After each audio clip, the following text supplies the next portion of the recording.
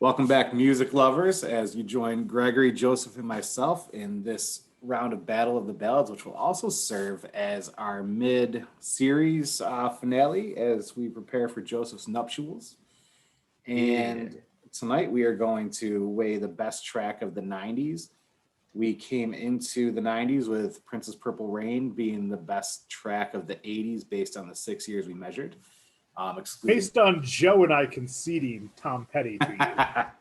And it's also the best song of all time. We do have, before we get into ours, we had some recommendations from the audience that's followed us along for the whole season so far. And not surprising, Sherry Nutter Timothy, Kevin Davis, Dan Brockway, Aaron Kidd, Dan Robillard, Tony DeRomanis, Meg Otis, and Ellen Sadler, though she was saddened by a lack of Celine, all said Smells Like Teen Spirit for Song of the 90s.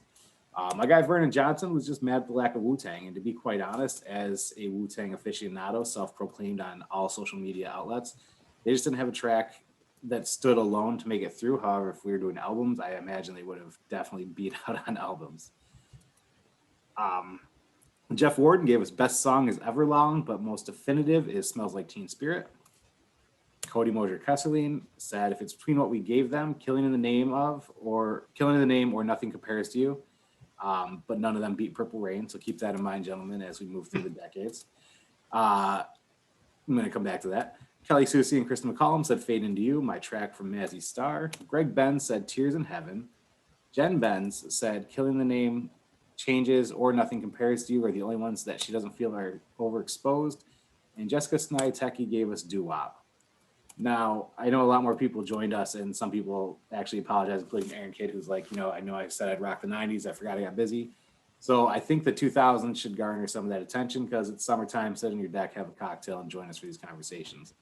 Now, gentlemen, as we dive into this conversation, you came up with the wonderful idea of sharing our Spotify on repeat playlists as is. And as I told you prior to recording, mine is quite embarrassing. Joseph, let's start with yours. Okay, so mine's an interesting combination of a lot of the 90s, because listening to it for this podcast, there's a lot of that's popping up, as well as a lot of pop punk, because that's what I'm into. But let's just start at the top. Hey Jealousy, Gin Blossoms is number one. Not surprising, shocked. Right? Shocked. Not surprising at all. And listening to for this podcast, and it's on every 90s playlist I listen to, so it makes sense. Fall, Something Corporate, again, not surprising if anyone knows me. Spill Canvas, All Over You comes in third here. Ooh, great track. Oh yeah. The Ghost of You cover by Halocene, which is a lot of fun. It's well done. Send Me On My Way, Rusted Roots, sitting in there at, what am I at, 6, 5? Another Something Corporate, Straw Dog, maybe my favorite Something Corporate. That was my password for many years when I had to change it from what my original high school password was. So my favorite Something Corporate is the acoustic version of Punk Rock Princess. Oh, that's fantastic.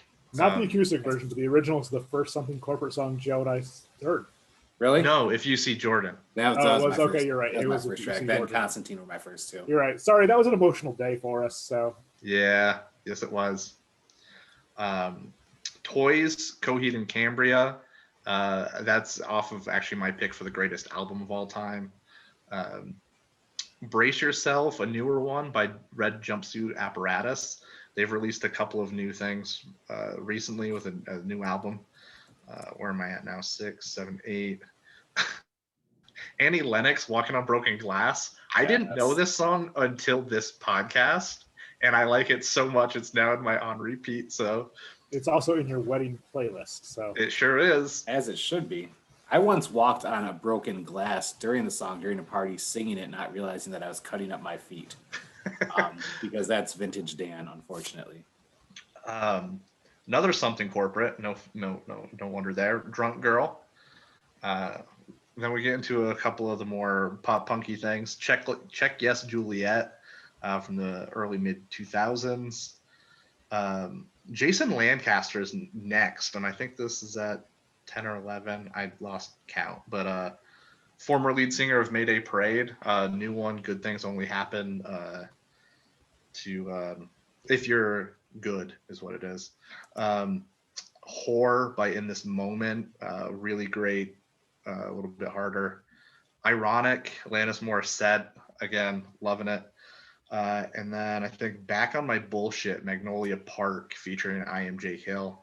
Another more recent pop punk.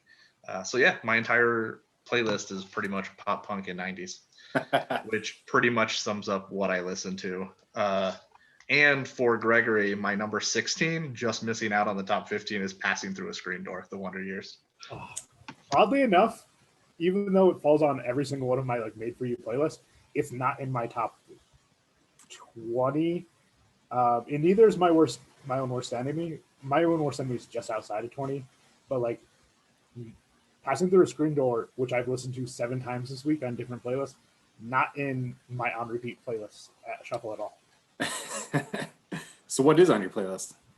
All right, so this is going to be shocking to you, gents. It might actually be shocking to the other people listening, just based on what I've kind of given so far this year and just how I look. But I really like you, Kylie Rae Jepsen. Everyone wants to say I really, really, really like you because that's the chorus, but no, the song only has one really.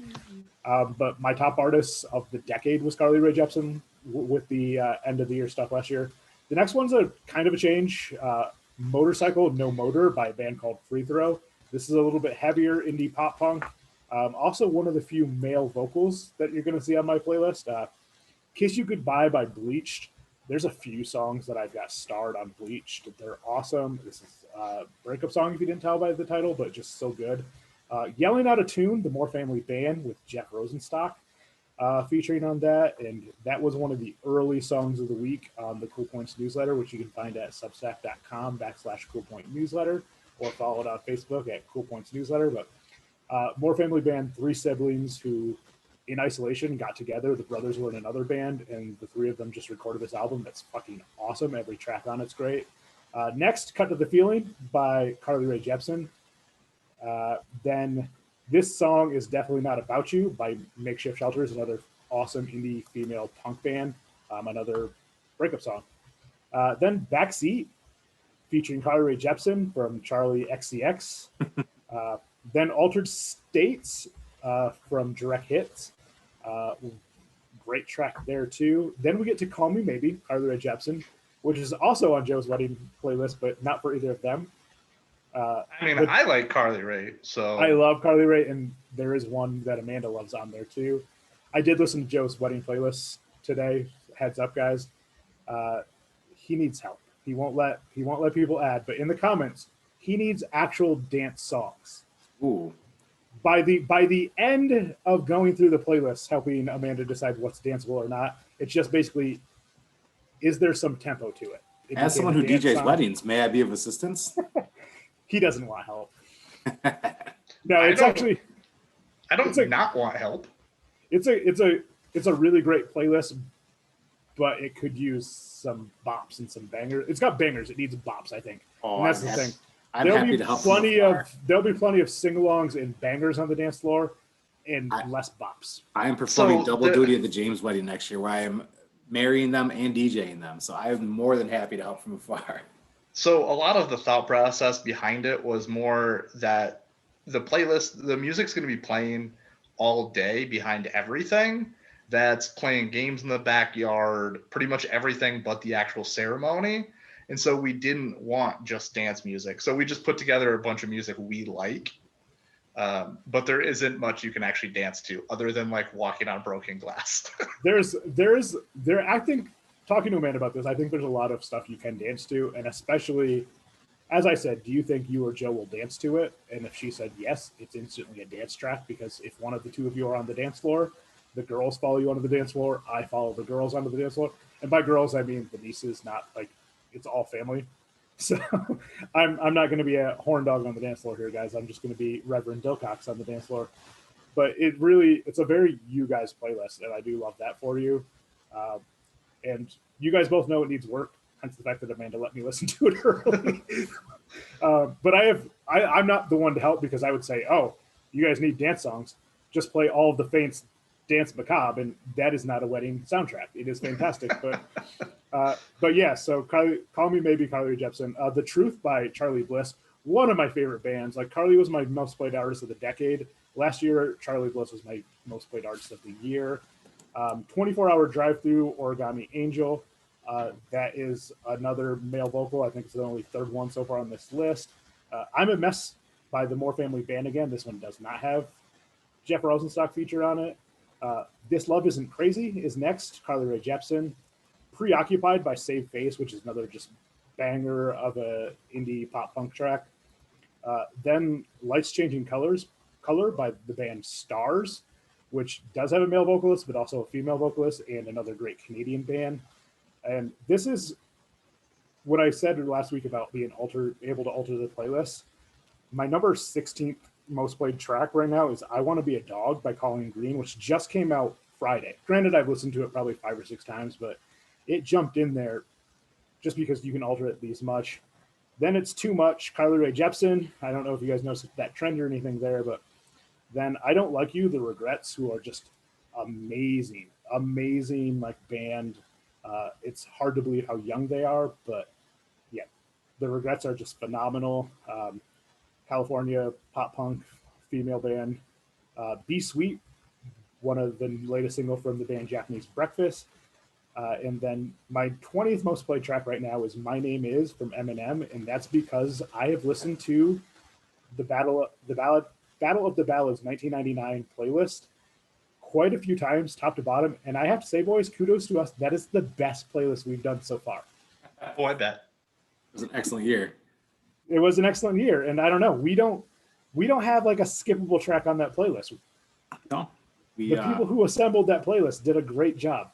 Thank you to the audience on that one. Now, the people who assembled this playlist I'm about to share with you are fucking assholes, and that's my daughter and my wife.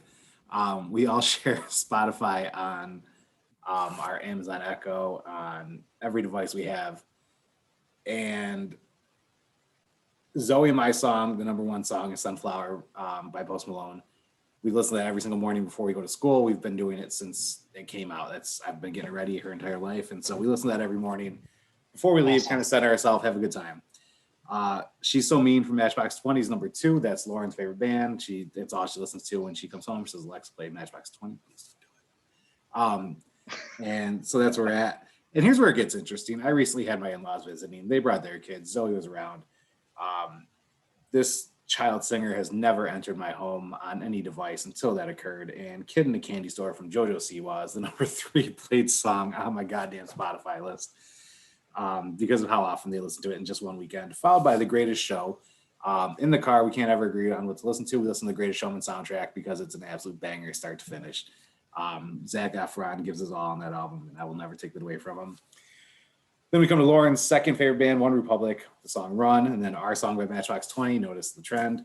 And then Every Girl's a Supergirl, which I have no idea what that is, and I'm glad I don't, but it's by JoJo Siwa. Zoe is... Sounds empowering, at least.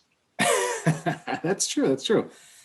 Zoe's obsessed with the movie Zombies that Disney put out. So like the Zombies do and We Own the Night are 8 and 9.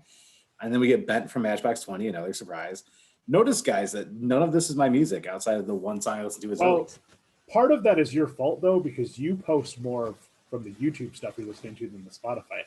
I do, because I actually don't listen to Spotify that often. I have my own playlists on like everything else, including my phone on like my tiny disc, whatever it's called, inside my phone. I create my own playlist on that because I also DJ with my phone at different events. So it's Spotify is not in huge rotation for me as much as I thought it was. After Bent, we get Boomerang from JoJo Siwa yet again. And then One for All. And then we have This Is Me from The Greatest Showman, which that's definitely me. I listen to that song constantly. And then we come into Bed of Lies, A Million Dreams, Bam, both of those from Disney. Some more One Republic, some more Matchbox 20, some more Milo from Zombies, some more Matchbox 20. So I'm not going to read all the track names. I'm just going to sit here and realize I need to listen to my Spotify more so that I can get better grounded playlist myself. So yes, my playlist is basically a Kids Bop centric playlist. And I think that's my penance since Zoe didn't get to go to her first concert, which was going to be Kids Bop at CMAC right when the pandemic hit. So I think it's all payback.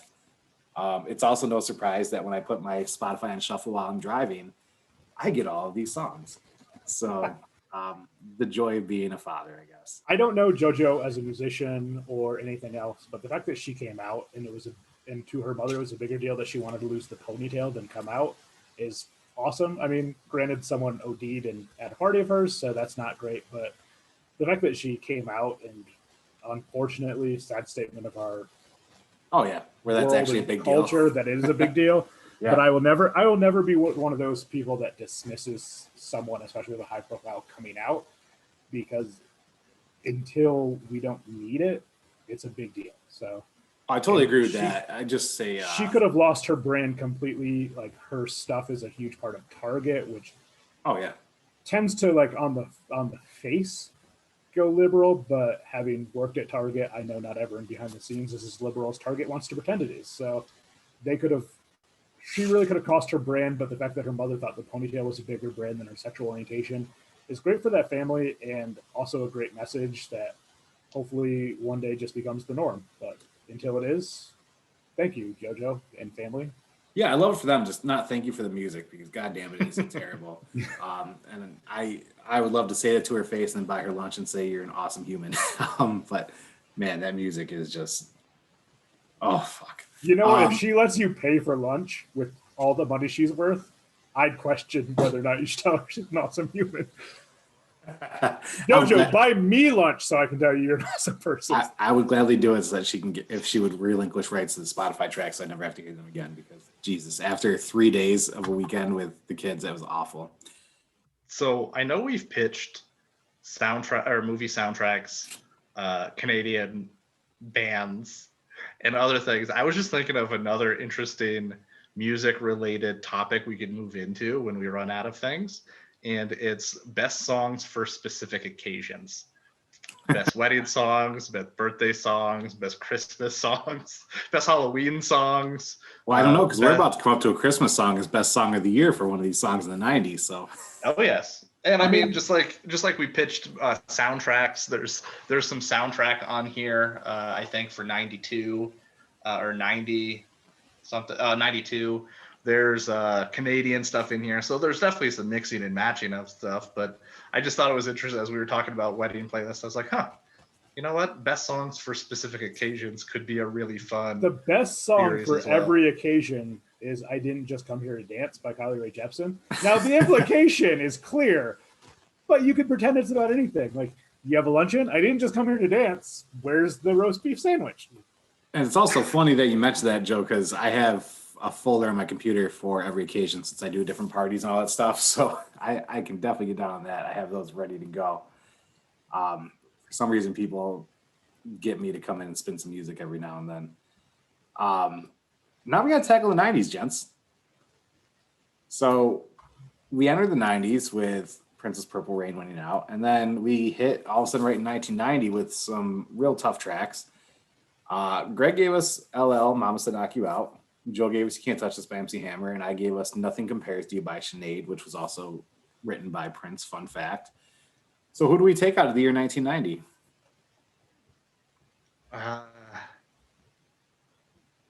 I would say in this, it's You Can't Touch This, MC Hammer.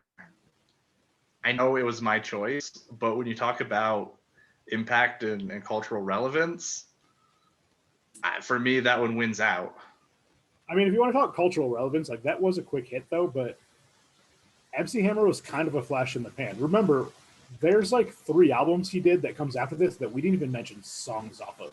Sure, and I'm not debating that MC Hammer was here and then gone quickly, although he had a cartoon based off of the success of this song. This one song, yes, did. Yeah. I would. And again, it's not the artist of the year. It's not the album of the year. We're talking song of the year, which is why I think for me, when you're just judging that song, although I'm going to make a completely separate argument later in the decade, and I already know I am. If we don't counter our arguments several times, I just, obviously, like Joe, this is my pick with Mama Said Knock You Out, but not only does this song get referenced in relation to LL Cool J for the rest of his career, but in hip hop, LL Cool J in this song in particular gets referenced so many times. Still to this day, people reference both LL Cool J, but specifically this song. I will say, I mean, even Urkel was patterned after "You Can't Touch This," in certain respects too, like that MC Hammer component. And I think when I think the '90s, I honestly think that song and the Hammer Pants, and I hate the song so much. Anytime I hear it, I'm like, but I think that's also a testament to how many freaking times I've heard it in my lifetime, because of how relevant it was. And as much as I love LL and that song, was Tyson in the video for "You Can't Touch This"? Although at that time nobody should have been touching Tyson at all. He shouldn't have been in any videos or anywhere near humans.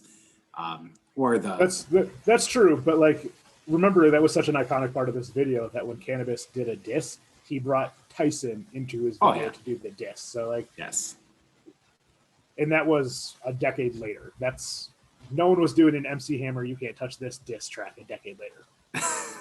Nor should they have ever been, unless it was on the altar. I'd have to go with "You Can't Touch This," I think. Yeah, that's because you're a bastard. What do you know? So "You Can't Touch This" moves on from 1990. All right, folks, in the comments, we don't just want wedding bops. We now want you guys to tell them how wrong they are about this too.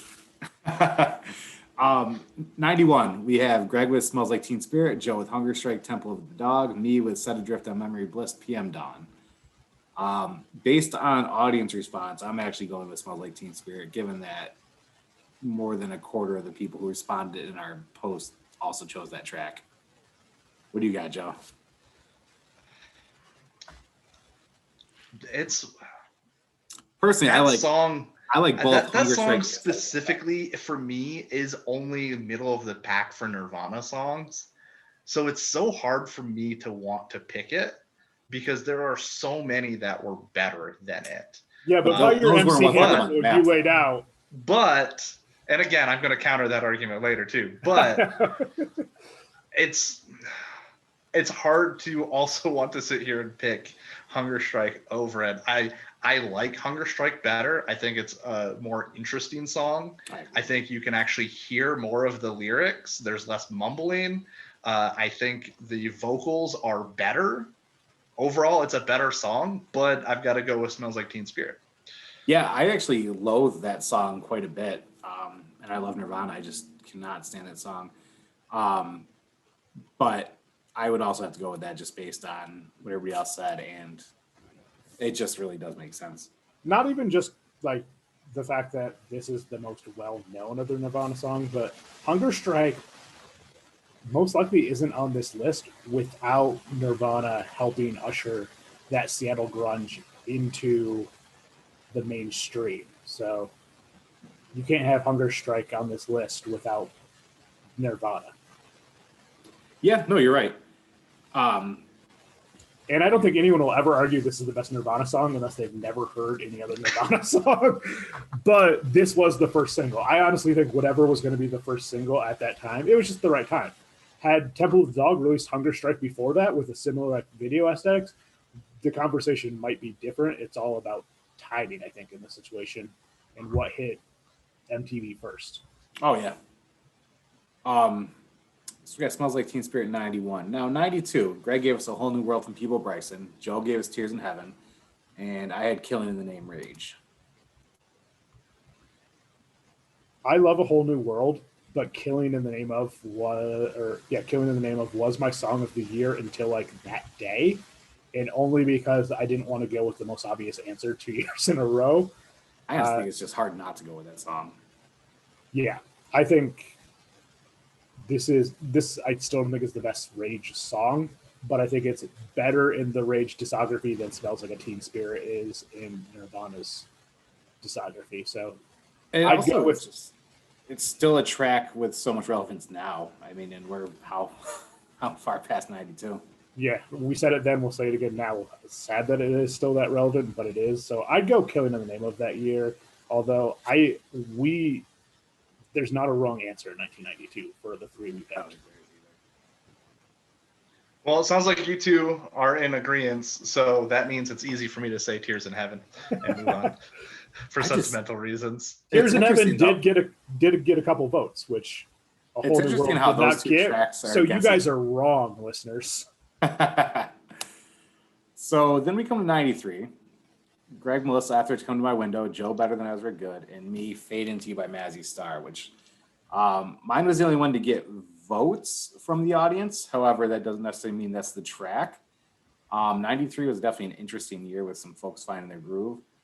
I find it interesting when you go to YouTube and Mazzy Star is on there, and the comments, even up till now, are just heard this on a show and found it for the first time. And so it's like still transcending the decades. But I don't have a knock for any of the other songs either. Like Most Laughter, which was my first concert, and Better Than Ezra is one of my favorite bands. So I think for that year, what came out of it, and just the fact that people are still discovering Fade Into You, that's why I'd go with that one. But I'm down to hear some arguments. That'd be my argument against it, though, because it wasn't a big enough hit that it's like a collective thing. Like people are discovering it because it wasn't something that was ever in their collective till now. I Better Than Ezra Good is just a great track. I think the cultural impact of Melissa Etheridge just at that time, we're getting head into Lilith Fair here.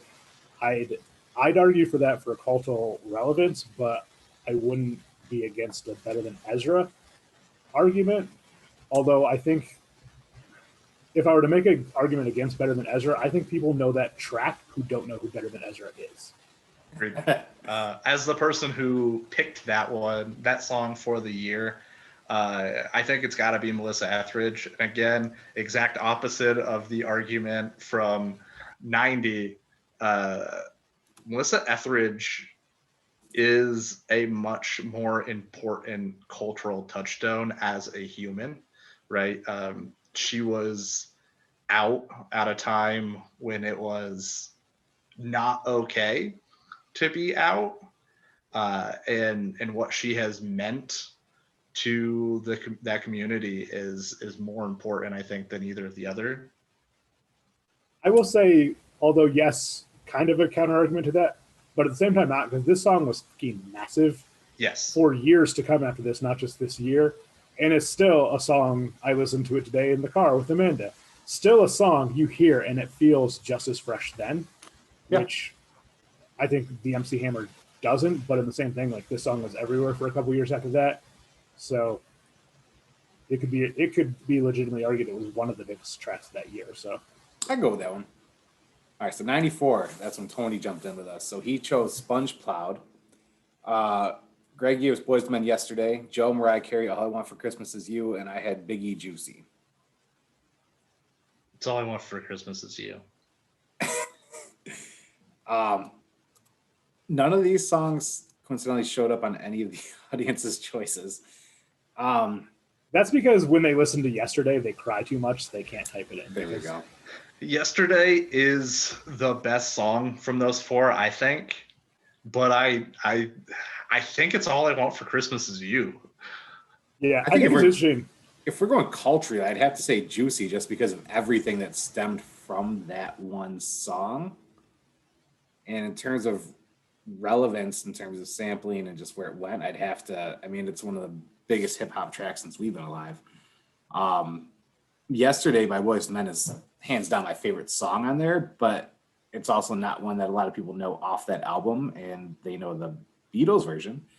But I don't know. And All I Want for Christmas for You, I just fucking hate that song. So it'll never make a list for you. Whether you hate it or not, it is the song of the year for 1994. If you think about it, when it was re-released on vinyl, Target launched a whole marketing campaign around the vinyl release of this, which meant we heard it way too much that Christmas season, but you're going to hear it way too much every Christmas season. But just think about this. Like, of all the Christmas releases Target gets, all the Target exclusives, they centered an ad campaign around this record being re-released because of this track. I mean, it's All I Want for Christmas Is You, without a doubt. All right, so we are picking that track for 1994, and I will put an asterisk next to my involvement in this video. So 1995, we go with Tony River of Deceit from Mad Season, Greg Gangsta's Paradise, Joe One Sweet Day, and me Dreaming of You, Selena. I honestly think it has to come down between Gangsta's Paradise and One Sweet Day. Um, I think I'd lean towards Gangsta's Paradise, to be honest, simply just because of how damn far that track went to the point where you could have thought that song was actually released in 1998 because it was still getting so much play. Yeah, it's tough because One Sweet Day, I think, is my favorite song of that year. Me as well. But I said it then, and I'll stick with it now since that was my pick. I think Gangsta's Paradise was the most impactful song. Definitely of these four, but probably of that year. So Absolutely agreed. It hurts because again, sentimental reasons, I love One Sweet Day. Most of that, I mean, it was my pick that year. So, but yeah, no, it's Gangsta's Paradise. Yeah, I think I actually was Googling throughout the 90s saying, when did this song come out to make sure that I had it for the right year? So I think that right there says it. And it wasn't like an obscure thing. It was, I know it came out, but I remember hearing it for every year until I graduated high school. So when did it actually come out? well, I think it was in the end of that year because it's on the Grammys nomination for the next year, but so is that Mariah Carey song. So Yeah. But it also charted longer than so many other songs in the 90s that we were talking about. It's crazy. Well, this is gonna be a tough one. 96, we have Greg with Criminal from Fiona Apple, Joe with my favorite Matchbox 20 song, Cody, and me with I Believe from Blessed Union of Souls. I feel like these next 2 years are going to end up being a stalemate of sorts. I'm going to make the case against Matchbox 20 because it's not like it could be a personal favorite of that song, but it's not the one everyone knows. Yeah, Fair. And then with Fiona Apple, not only is it a great track, but if you think about that video, she's half naked in a tub, which was like a staple of videos at the point, but it was not meant to be sexy. So it was just a statement in that video while she's doing it. Also, it's Fiona Apple. you know, I love that track, and I think it's wrong choice. When I go to I Believe, it's like every single time we have a tragedy in this country, they have a remix of I Believe that has like survivor statements and things like that in it. And just even the relevance of that song to the point where it's played on certain things now and it's stuck around. I love that Criminal video. I love that album. I love that song. But if I'm looking at relevance and staying power, I think I Believe lasted longer than people realize. I don't think they ever know, yeah, it's Blessed Union of Souls, but I think they know that it's that song. And it seems to pop up whenever something else pops up. So it sounds like you're picking a song based on that we played at National Tragedies. Come on, Dan. Are you heartless? Well, relevance, that's beyond relevant. Fiona's relevance is based on the fact that she's a phenomenal artist. I hate being the tiebreaker in this year. And this isn't a knock on a single artist. It's not artist of the year. It's song of the year. Yeah. What's crazy is I feel like, so again, to put it in context, I'm the youngest of the three of us. At this point, I'm about 6, right? I genuinely do not have memories probably from 1996. Maybe some fuzzy ones. That being said, I know I Believe off the top of my head. I could not sing you the chorus of Criminal right now. Which is weird because I'm the opposite. Like I forgot I Believe existed until Dan made it the song of the year. So, but I've never like Blessed Unions of Souls. So again, my choice would be I Believe, Blessed Union of Souls. Oh, here's where we're probably gonna fight. 97.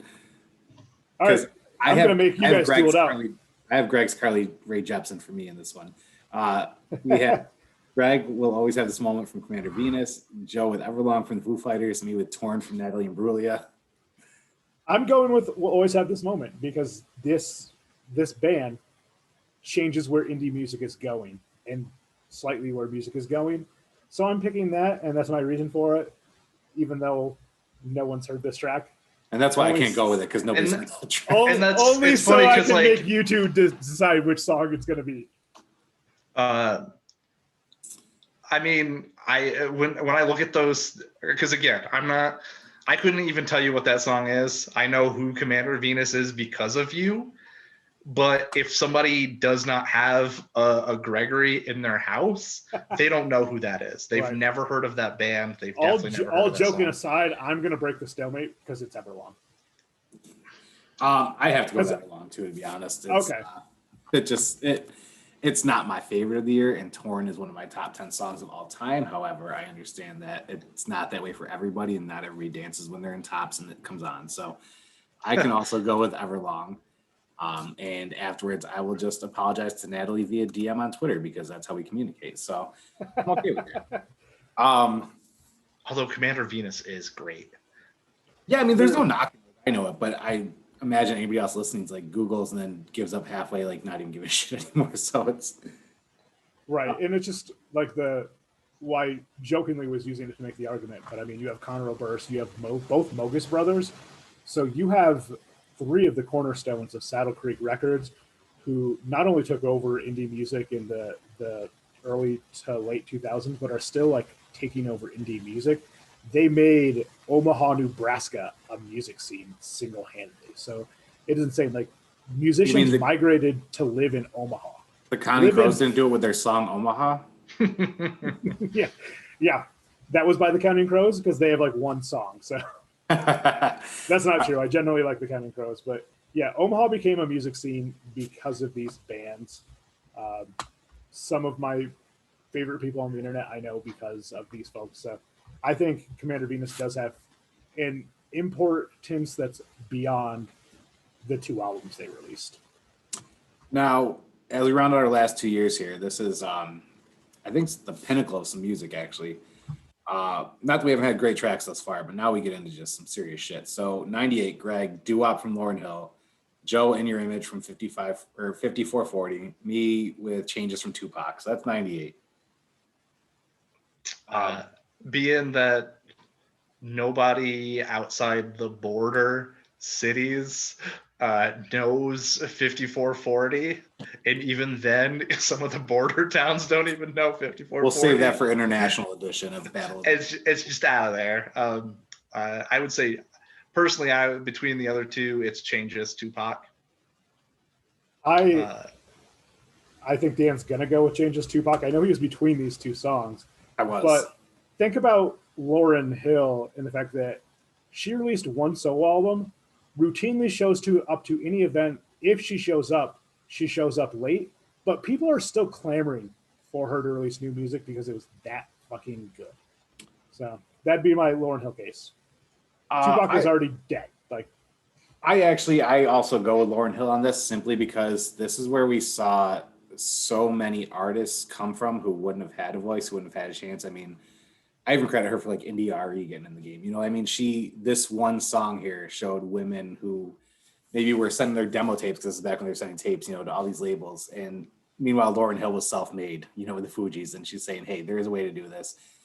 I don't know if a lot of people realize it, but during that record of this specific album, she said, fuck you to the label and did her thing. Like, this was her track, her vision.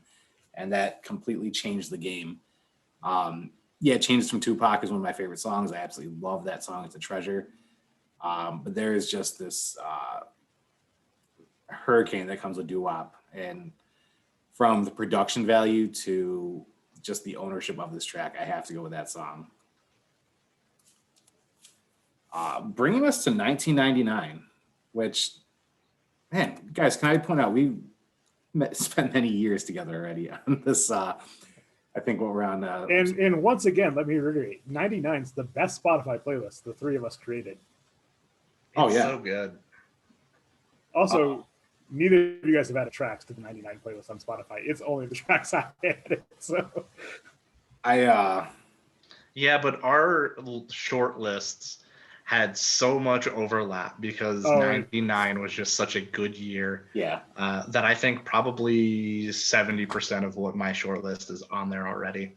It probably is, yeah. We had Still Dre from Greg, Shackled from Vertical Horizon, No Scrubs from TLC for me.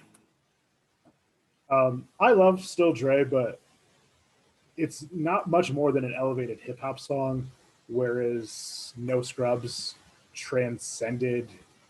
I don't want to say transcended who TLC was, because I think they'd transcended with tracks before this, but their relevance had fallen off. They released this track and they're there again. I prefer the Sporty Thieves parody of it, but like that doesn't exist without this first one. So I think it's no scrubs for 99. This song was, you could have your Karen at the office next to the water cooler bumping this and your teeny boppers bumping this on the school bus. And I mean, it doesn't get more iconic than that. And honestly, it's so strange that it shows up as being released in 1992 when you Google it even. It's like, even Google can't get the shit right, but it's like probably the biggest song of the year. I don't remember the number one song of that year, but I think that was it. Great. I'm free to say Shackled by Vertical Horizon, not have to worry about it. That's what Again, I wanted to. perfect. I wanted to speak first. Like, had you gone with another Vertical Horizon track, I may have like gone into battle You with you didn't on even that get one. the right Vertical Horizon track. That was the thing. Like, it was. I think about very individually. Like, for years, it's very much what is my favorite track of that year. Yeah. And when we get into this, when we start narrowing it down, it becomes a little bit more of a importance or relevance, and all those other things start to play a role as well. And if I was thinking long term, yeah, it probably makes more sense to pick Everything You Want or You're a God there if you're talking Vertical Horizon, because those things transcended more of, they're not as good, truthfully, I don't think, but they transcended a little bit more. They put Vertical Horizon on the map. That's the reason. Those songs are the reason this album was triple platinum. But It's interesting, and we talked about this as we went through these years. But it's funny that we all bounced some years from what we thought was like legitimately just the overall best track, and when it was just a personal one. And you can kind of tell for which ones we put up a fight where we legitimately thought it was the best track of the year, and which one it was like, this was a personal one, let's vote for this one. And we all kind of did it here. Yeah. But before we decide which one wins of these tracks, I know Joe got on us about doing this at the end, but remember, folks, like, subscribe, share, and I gave you guys suggestions of what to do if you just want to play us in the background. We go about 45 minutes to an hour every time. We are three sexy men. While you're making love, put us on in the background. And if we're still playing, when you're done, you're not done. So we're helping you guys with entertainment and your sex life there. So that's when to play us. So yeah. Now we're taking. That's called a call to action. I love it. So we are going track versus track and moving forward from 1990 to 1999 now. So we have You Can't Touch This versus Smells Like Teen Spirit. Smells Like Teen Spirit. Yeah, I got to go with that too. Not even a conversation. So we have Smells Like Teen Spirit versus Killing in the Name. I'd go Killing in the Name. Killing in the Name is like a better track, but I think Smells Like Teen Spirit is a more universal track because there's a whole, unfortunately, 50% of this country that's turned off by the message of Killing in the Name of. I also know 50% of the people I know who don't even know the song, to be honest. Yeah, I mean... it's also funny because they didn't realize... Like, there are so many that are just now rediscovering or discovering for the first time that somehow Rage Against the Machine is literally anti a lot of the things that America is about, despite the fact that it being in their name. America is about. What America is supposed to be about is against what they think America is supposed to be about. Yeah. So, agreed. So we're going Smells Like Teen Spirit? Yes. Okay. I think so. Now we have Nirvana versus Melissa Etheridge in the match you never thought you'd see. Smells Like Teen Spirit versus Come to My Window. I'm going to say go Smells Like Teen Spirit. I'm going Come to My Window, and only because of the relevance of who Melissa Etheridge is in pop culture, and then this whole like genre of music and Lilith Fair. It's just so important. I mean, let's face it, you guys heard me list my most repeated songs, and it's 95% female vocalists, and that can't happen without Melissa Etheridge and Lilith there. I mean, she broke what female artists could be. You could be more than just soul and R&B or country. It's up to you, Joe.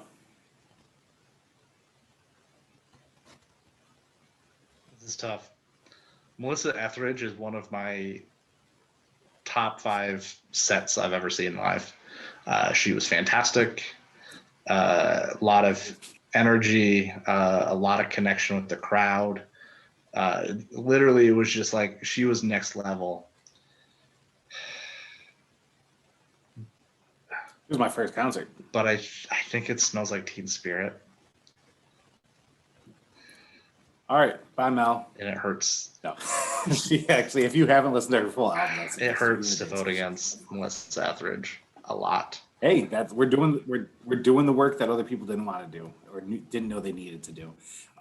So now we have Nirvana against Mariah Carey in a celebrity death match. Smells Like Teen Spirit versus All I Want for Christmas. I miss Celebrity Deathmatch, by the way. What a fun show! I feel like both of these could be a holiday perfume. Is it coming back? Is it part of like the Paramount lineup that's coming back as Celebrity Deathmatch? I don't know. I can't keep track of anything anymore. I would go Smells Like Teen Spirit on this because that's played all year and this song's played for 3 months of a year. But that 3 months has expanded the Christmas season, so that would be a mark. I'm going to go Smells Like Teen Spirit as well, just so Joe doesn't have to be the deciding factor again. I would have gone with Smells Like Teen Spirit anyway. Yeah, no, like, yeah. This one's kind of dicey. We got Smells Like Teen Spirit versus Gangsta's This one Paradise. isn't dicey. I had this case in case one of you guys wanted to argue against Gangsta's Paradise. I'm glad I could put it in my pocket for here. But I work in a kitchen. During the day shift, I am the only white guy. It is all Hispanic music, with the exception of 2 songs that are in the rotation. It's Gangsta's Paradise and Zombie by Cranberries. So if you want to talk about like transcending and unifying, like I'm working with all like Latinx kids because I'm also one of the oldest. Everyone who works on the line is younger than me, and I walk into them playing Gangsta's Paradise. It is the only thing that is not Latin, or at least Latin infused, because they do play Enrique, that they play. And so I don't know, and I know Morrissey's big in the Latinx community, or he was in the late 90s, early 2000s for his solo stuff, but the Smiths aren't. So who knows? Like, this is a small sample size of 10 guys, but they were rocking out to Gangsta's Paradise. And when I saw that, I was like, shit, this has more cultural impact than I even thought. And I thought this had a lot of cultural impact. So I think, I'm going to be honest. If it wasn't for Kurt's death, I don't know that Smells Like Teen Spirit would have been as big as it was. And I get a lot of flack for saying that, but I actually kind of agree. I'm with you on this. I do think Nirvana in some ways has been propelled by Kurt's death. Not that it's not good music by any stretch of the imagination, but I don't think it would have survived as long at the same level it has. I don't know that this track survives as long at the same level, but I don't think Nirvana's legacy, I mean, ultimately any legacy's helped by an artist dying early because there's no time to ruin it, I guess. But I think that's almost a false equivalency because I think this song would have fallen off if he hadn't died, simply because Kurt Cobain wasn't playing anymore. Well, no, MTV wanted him to play it, and I think MTV would have kept this song alive as long as they would have possible. Kurt Cobain would have killed it himself. So, yeah, but it was propelled until through like '97, really, where it was just all over the place still. But I think it's just this song. I just wanted it clear that it's not Nirvana that's held on to that legacy. It's this song's held on to this legacy. Oh yeah, it was pushed everywhere. I think they died years before. I mean, the fact that it was not on the Unplugged right before his death is all the proof you need to see that Kurt Cobain didn't want to play this track anymore. So he hated that song. He said in so many interviews. So it was pushed after his death because that was a song that people could grab. So I'm happy actually getting it out of the lineup and rolling with Gangsta's Paradise on this one. Now we come to Gangsta's Paradise versus I Believe, and I am happy to concede to Gangsta's Paradise on that one. Yep. Good, because I didn't have a second argument other than the fact that it definitely bridges cultures and generations. So No, I just, I take that word seriously. We could have been in the 2000s and be like, oh yeah, this song. So, um, that song just carried so many years for me. And I know that there was the Weird Al parody and, whatever, Amish Paradise is funny. Yeah, whatever. But Gangsta's Paradise outlived that too. So there's a lot of power to that song and, it's great. So now we move Gangsta's Paradise versus Everlong from the Foo Fighters. We got a brother matchup here. For me, it's Everlong. I'm going to go that route. I know we've talked a couple of different times during this podcast that a lot of artists come out stronger in their second albums, and it really that's really where you see them kind of round into shape. And we saw that with Foo Fighters, right? This is off the second album, same album as Learn to Fly as well. Those two songs put Foo Fighters on the map. And for me, Everlong is still played. And the impact of that Dave Grohl and the band have had since then is really kickstarted by this song. And so for me, I'm voting Everlong. I still prefer the first album. The second album's like lower on the list of Foo Fighters albums for me. But I mean, Gangsta's Paradise, like Grammy. I mean, it's just everywhere. In much the same way this launched Foo Fighters, like this made Coolio a household name. He had a bunch of great tracks that didn't transcend hip hop. Gangsta's Paradise transcended hip hop in every way imaginable. Without Gangsta's Paradise, hip hop isn't as prevalent today as it was. And I think the Foo Fighters are awesome. I think they transcend what the Foo Fighters are. But alt rock exists without the Foo Fighters. It could differ in many ways based on how it was delivered to homes, where this is where it was coming through on various you had the AP magazines, you had Spin, like that's who was gracing the covers, that's who was on those samplers. That's where music started to go, and the creativity, and not genre wise, just that's the exposure. And when Everlong hit the scene, I think Kurt's death had a lot to do with this too, with the Foo Fighters gaining all this ground too, because it was always referenced, not by their fault, just in general. But I think Everlong changed the way alternative music was delivered and listened to. They changed the way that the basic chords were played. They introduced more actual production to it. And I'm not a big fan of that whole album, but that track right there had the pacing that's often used in a lot of modern music even today for various genres.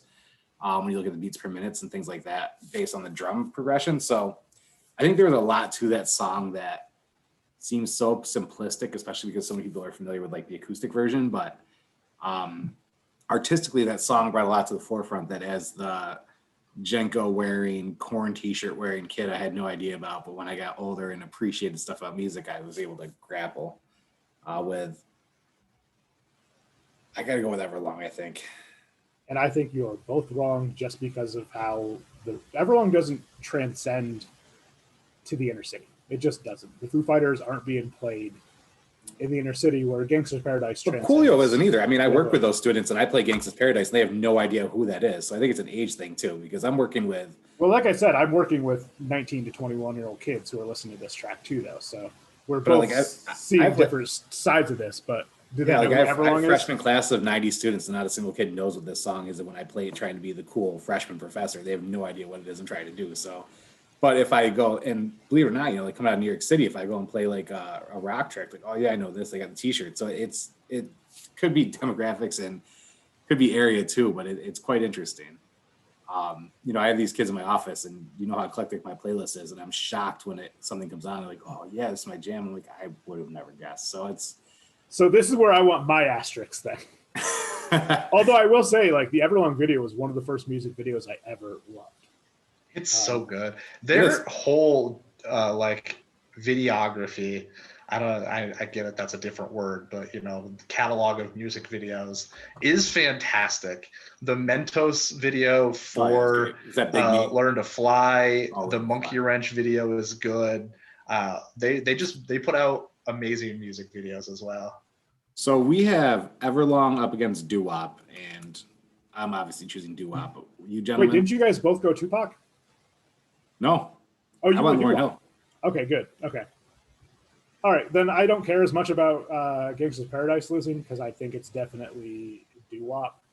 I think for the same reasons I'd argue Gangsta's Paradise and the way it transcends, I'd argue those same things with Lauryn Hill, but only she's a woman, which I think still, unfortunately, adds more impact. And I mean, what Dan was saying about like the self-made like woman, like it's like doo-wop. I mean, and once again, it still feels fresh. Not that Everlong doesn't, but I think that you can change alt rock, but alt rock ultimately is alt rock. Whereas I think Lauryn Hill, like I listen to a lot of that early '90s, late '80s R&B, and it doesn't sound fresh at all. It sounds dated, and doo wop does not. You know, when it when it comes to even touching any track on that Miseducation Lauryn Hill, I mean, stellar.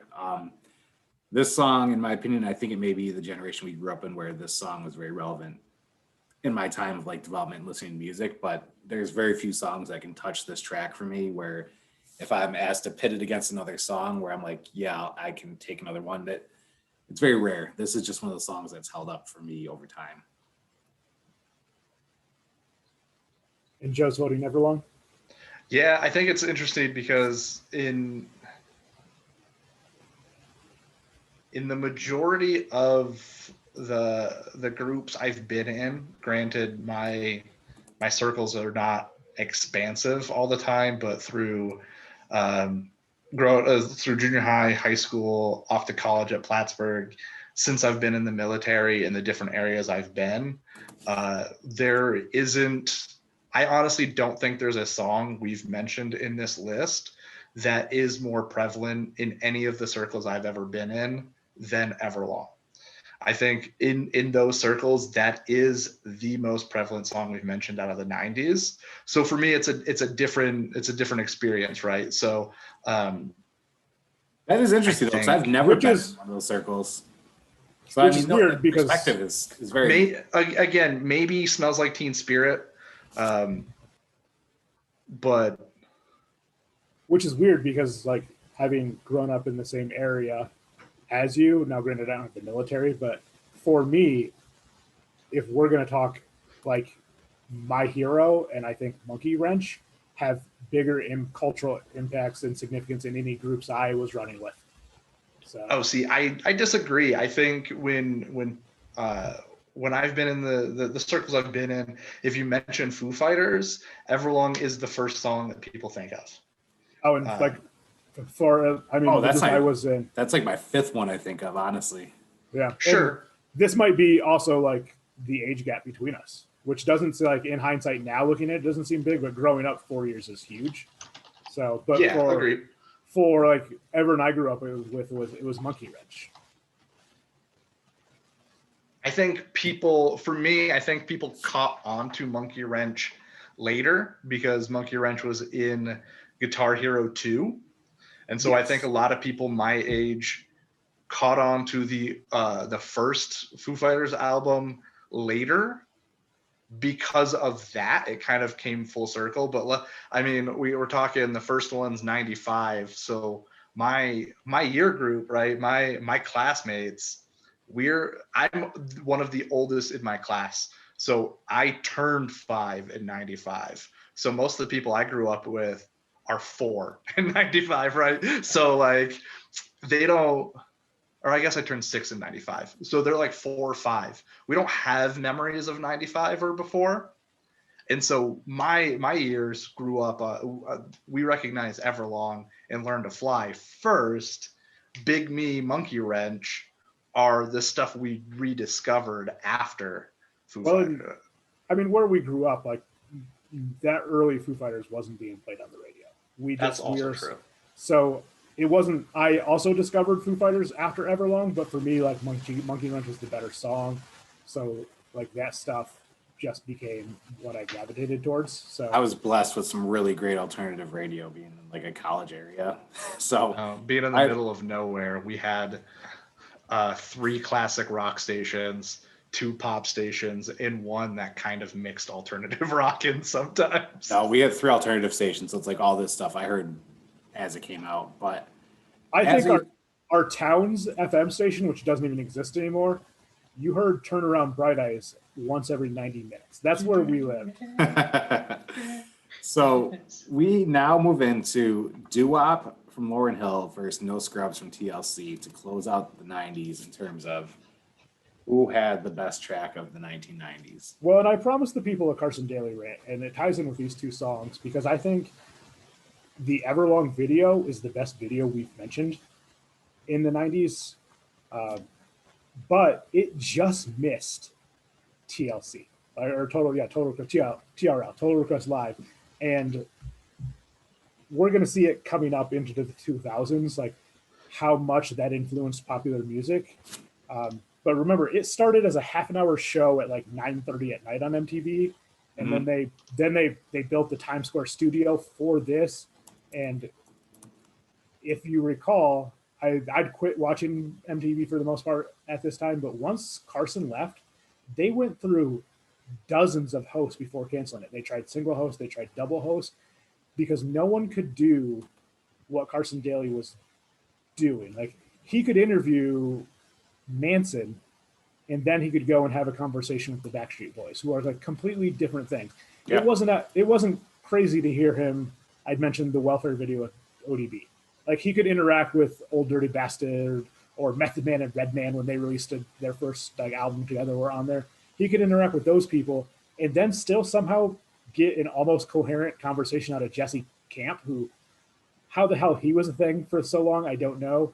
Yeah. There's a reason, even though he won I Want to Be a VJ, Dave Holmes had a better career and is still on TV in weird capacities hosting random shows. But like, that's all Carson Daly. And even though he left TRL and he went to Last Call with Carson Daly, I don't know if anyone was staying out that late. I was, because I would watch that and then I would watch the repeat of Conan. But Carson was getting cool musical acts. He was getting cool actors and actresses. Cool, like, so he could do everything. He could go pop, he could go indie. And no offense to Lily Singh, because I loved her, but her taking over Carson's time slot has been canceled. And that's insane, because Lily Singh is great and perfect for that super late night talk show. So part of that, I think, is just linear TV's death. But Carson wore so many hats and influenced so much. So I just want to praise Carson Daly as we get into what comes down to 2 phenomenal videos that probably increased the cultural relevance of these songs. So yeah, definitely carried them a long way. So if we're asked to choose between Doo-Wop and No Scrubs, what do we go with? Doo-Wop. The song of the 90s. This one's tough, but I said when we did this episode for 99, it's not my favorite track off that album. I think Unpretty's a better song and a better message. So I think No Scrubs is fun, but I think it also had the adverse effect where it kind of minimized relationships for a bit. Like, men suck. Us 3 men can attest to that.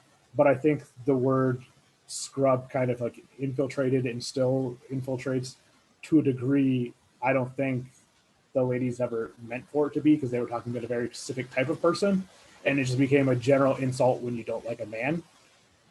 Whereas Doo-Wop is just a phenomenal song. So I'm going to go with Doo-Wop as well. I was going to go with No Scrubs, but I am outvoted. So our song of the 1990s is Doo-Wop from Lauryn Hill. Now, had you picked Unpretty and things broke the same way to Unpretty, you would have picked the song of the 90s and the 80s. I kind of hate that song. Oh, it's a beautiful video, beautiful song. You're wrong, Dan. That's a really good video. I just don't like it. The pacing annoys me on it. The lyrics are great. The pacing annoys me to listen to. I feel good that we didn't concede him another decade, Joe. Well, let's not make it about that, because it's about the songs. So, gentlemen, as we head out on our hiatus, any last moment shout outs other than congrats to you, Joseph, for marrying the love of your life? Shout out. Oh, go, Joe. I was just going to say shout out to Amanda for putting up with my shit. Nice. I was gonna shout out Tony because you read his recommendations for Song of the Decade, and he did not recommend one of the songs he picked.